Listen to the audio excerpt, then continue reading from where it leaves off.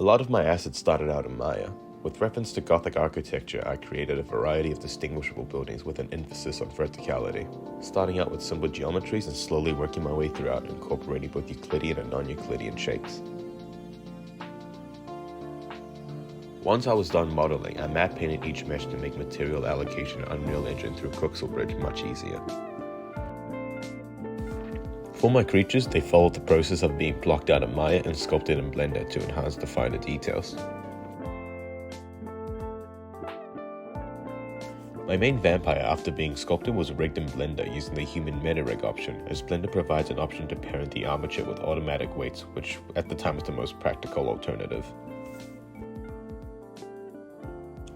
I then animated everything within Maya and imported everything into Unreal. The explosion was created using Unreal Engine's Niagara particle system, using the directional burst template as a starting point, mainly adjusting the shape, changing the attractive force, and referencing Unreal Starter Pack's Smoke sub-UV material as its sprite renderer. For the other parts of the explosion, I simply copy-pasted the initial particle, changed the sprite sizes as well as the actual duration to make them linger around longer. For the final touches, I added a light renderer to the particle for a more dramatic effect.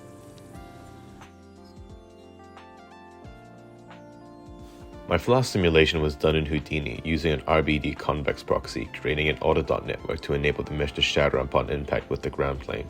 And within the same autodot network, I created the liquid simulation simply by turning the mesh within the flask into a fluid.